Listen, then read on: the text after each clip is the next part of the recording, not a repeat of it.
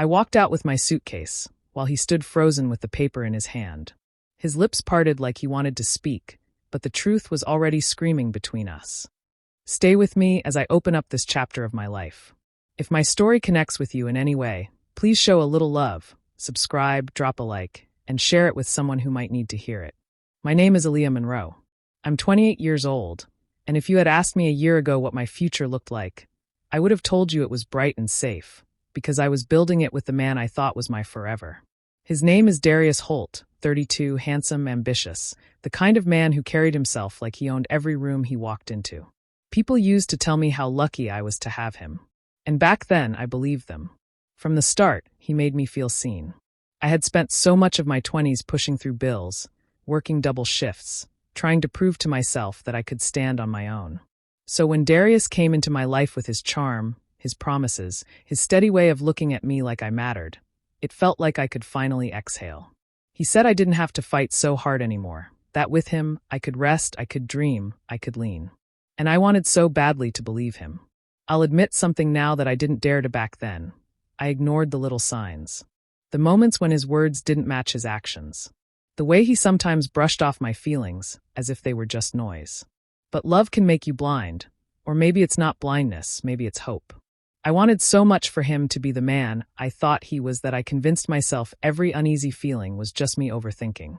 That's why, when I stood there with my suitcase in my hand and he held that paper, the evidence, the undeniable truth, it felt like the ground under my feet cracked wide open. I saw his lips part like he wanted to call me back to explain, but what could he say? What words could patch over betrayal? The silence between us was louder than any excuse. In that moment, I realized something.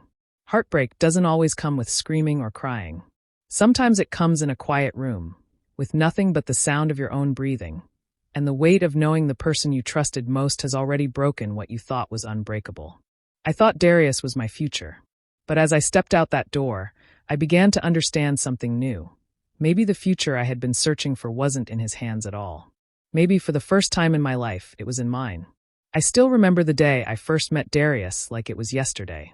It was a hot Atlanta afternoon, the kind where the air feels heavy and the grill smoke floats lazily through the backyard.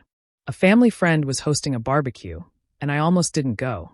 I'd been tired from work, worn down from one of those weeks where life just feels heavier than usual. But something inside me told me to show up, and maybe that's where everything began. I was standing near the food table, fixing myself a plate of ribs and potato salad, when I noticed him. Tall, broad shoulders, that smooth confidence that makes a man stand out without him even trying. Darius caught my eye and smiled like we already shared some private joke. He walked over, easy as anything, and asked if I liked extra sauce on my ribs. It was such a silly question, but the way he said it made me laugh. That was our beginning, simple, playful, natural. The chemistry was instant. We talked about music, about work, about Atlanta traffic, and every word felt like a spark. He had this way of listening, tilting his head just slightly, like my words were more important than anything else going on around him.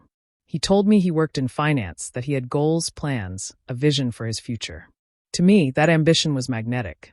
I'd spent years grinding at 2 jobs, barely holding myself up, and here was a man who seemed steady, protective, and sure of himself. Of course, my best friend Kendra was there too. Kendra has always been sharper than I give her credit for, the kind of woman who can size someone up in a second. She pulled me aside later that night, her voice low and serious. "He's too polished," she whispered. "Too fast with the charm. Watch yourself." I rolled my eyes and brushed it off. I told her she was overthinking, but deep down I felt the tiniest flicker of doubt. Still, I let it go. I wanted to believe in something good.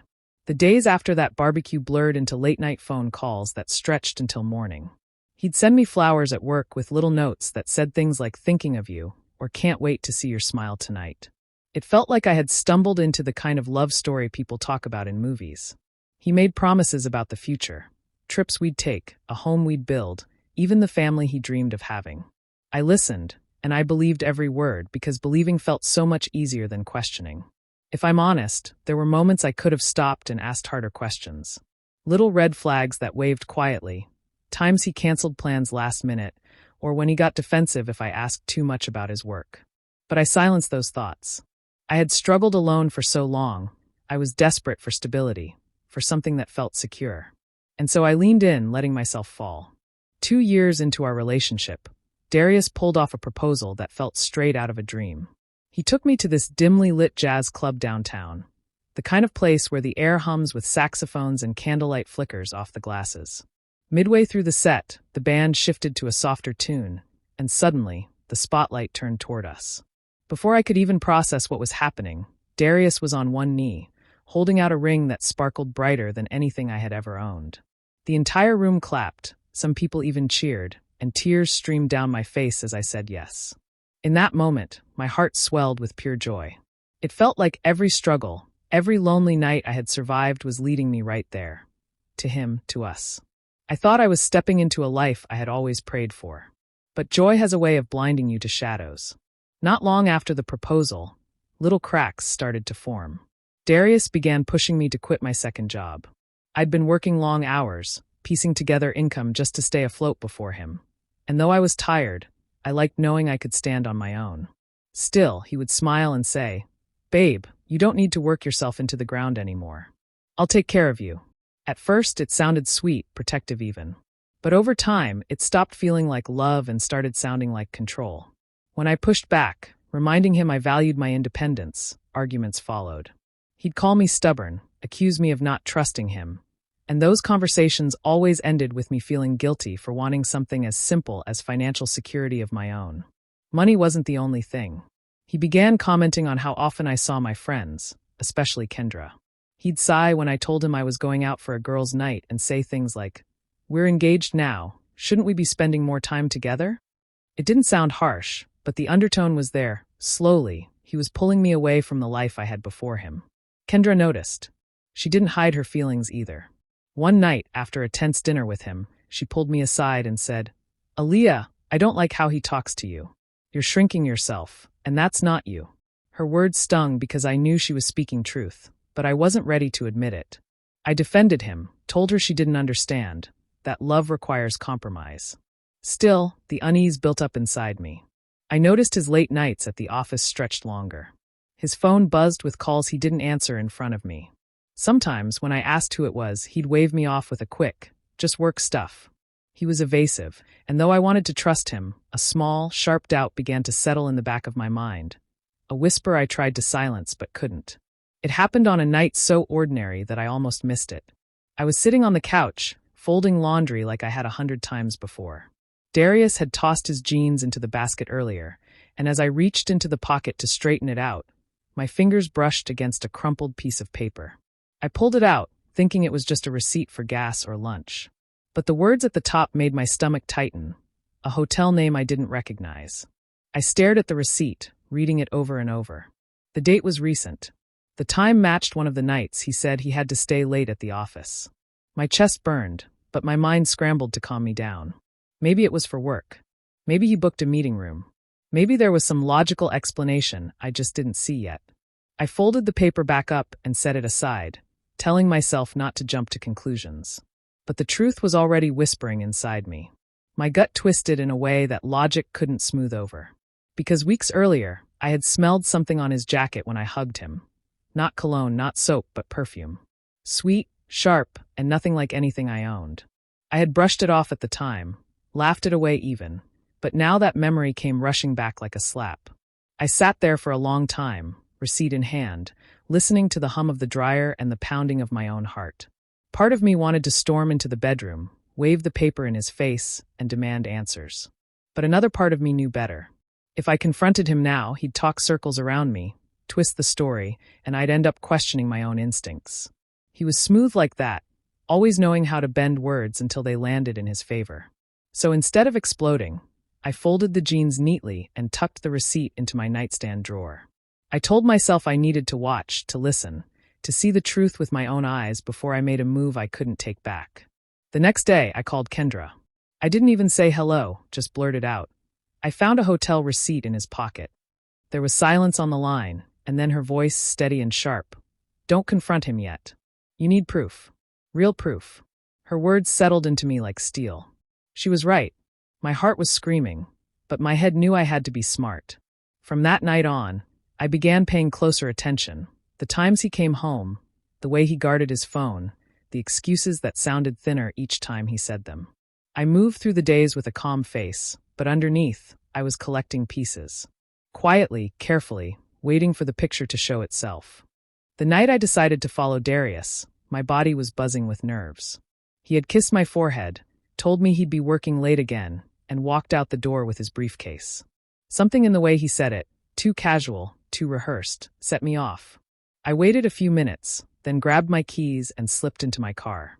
My hands were trembling as I started the engine, my heart pounding so hard I could hear it in my ears. I trailed him carefully through the streets of Atlanta, headlights dimmed, keeping just enough distance so he wouldn't notice. Every red light felt like it would give me away. Every turn made my palms sweat. Part of me was praying I was wrong, that this was all in my head, that he'd actually pull into his office parking lot, and I'd feel foolish but relieved.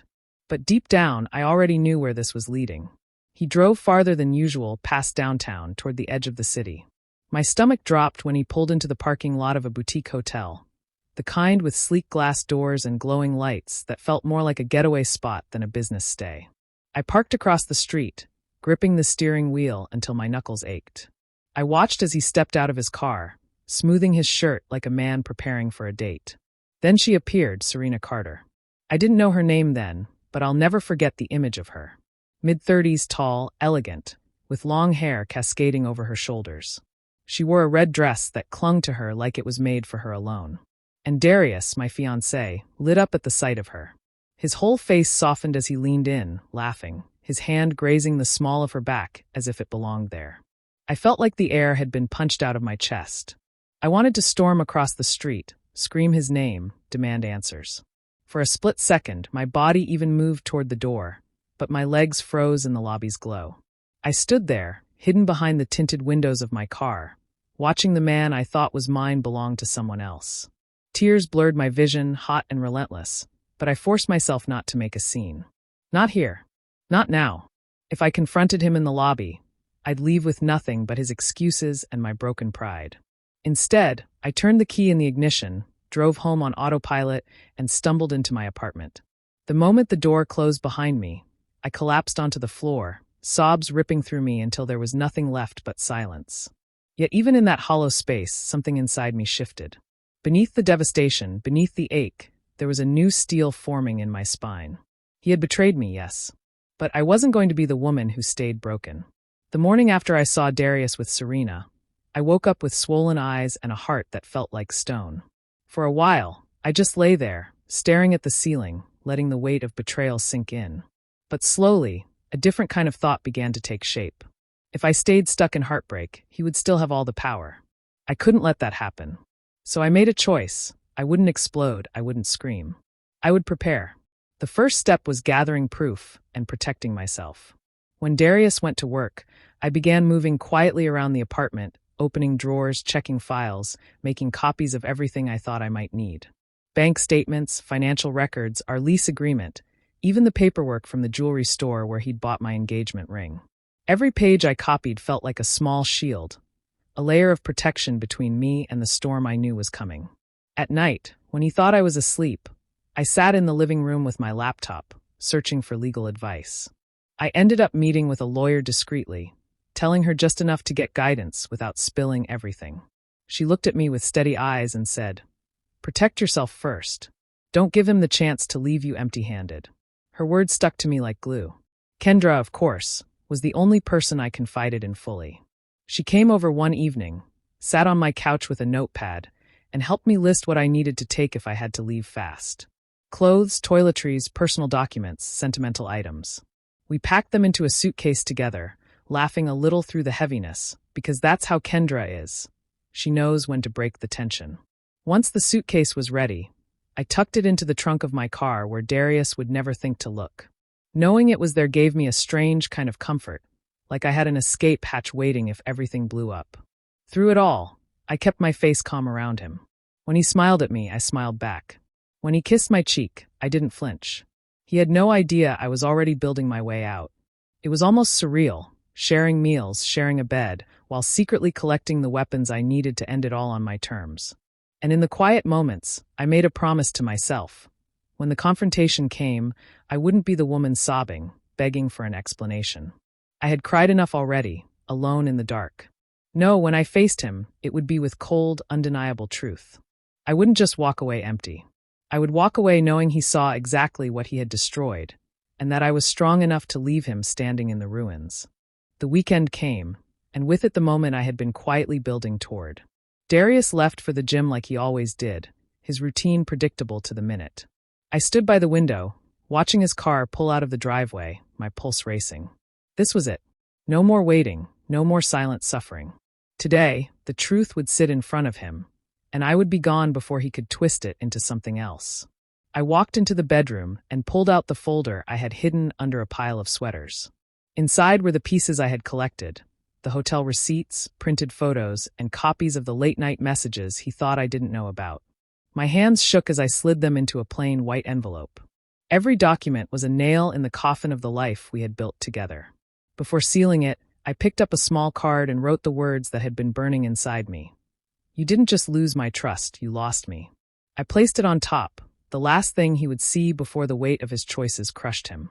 Carrying the envelope into the kitchen, I set it down on the counter, right in the spot where he always dropped his keys when he came home.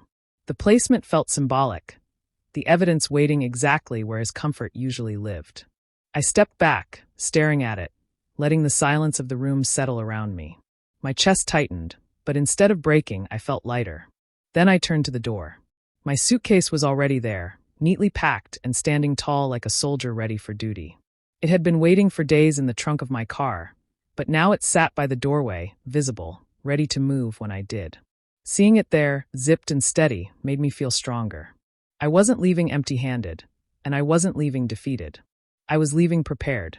I walked through the apartment slowly, letting my eyes linger on the details, the framed pictures, the throw blanket on the couch, the coffee mugs in the cabinet.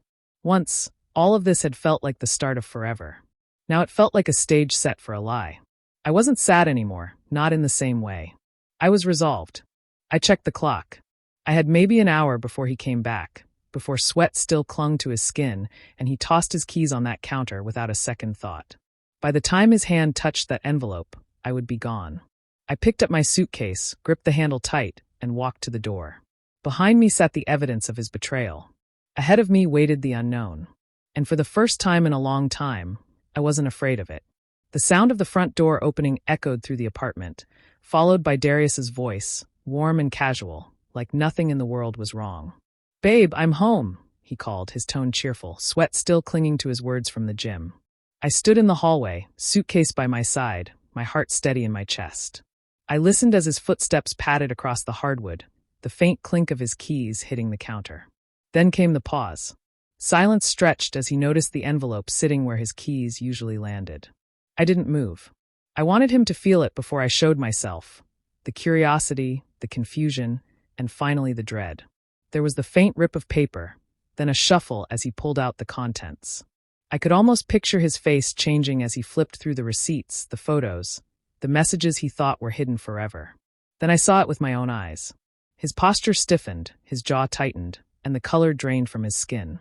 His lips parted, but no words came out at first, just the shock of being caught in the undeniable. That was when I stepped into the doorway, suitcase handle in my hand. I didn't speak. I didn't need to. My silence filled the room heavier than any scream could. His head jerked up, eyes wide, caught between panic and pleading. "Aaliyah, wait," he stammered, voice cracking as he searched for something, anything, to cling to. "It didn't mean anything." He shook his head, waving the papers like they could somehow vanish if he moved fast enough. "She's just a client, that's all. I can explain, I swear." Every excuse tumbled out, desperate, messy, built on the same lies that had already betrayed me. His words were frantic, but I felt calm, almost cold. I had cried enough already. There were no tears left to give him. I tightened my grip on the suitcase and met his eyes. My voice came out low and steady, sharper than I had ever spoken to him. "You don't explain betrayal. You just live with it." The words stopped him in his tracks. His mouth opened again, but nothing came. The excuses died in the air between us. He looked smaller suddenly, like the confident man I thought I knew had shrunk under the weight of his own choices. I turned toward the door, the suitcase wheels humming softly against the floor. Behind me, I heard him whisper my name, but I didn't pause. My hand closed around the doorknob, and for a moment, the whole apartment seemed to hold its breath. Then I stepped forward, pulling the door open. The hallway air hit my face, cool and sharp, washing away the last pieces of the life I was leaving behind. Without another glance back, I walked out, letting the door close firmly between us. The door was halfway open when I felt his hand clamp down on my arm. His grip was tight, trembling with desperation, his voice raw and frantic. "Aaliyah, please," he begged, his words tumbling out like a man drowning. "Don't do this. I'll change, I swear. I'll fix it. Whatever it takes, I'll do anything." His touch burned against my skin, not because of love, but because of the weight of everything he had already destroyed. I turned slowly, meeting his eyes. They were wide, pleading, almost boyish, but I couldn't forget the hotel rooms, the perfume, the lies.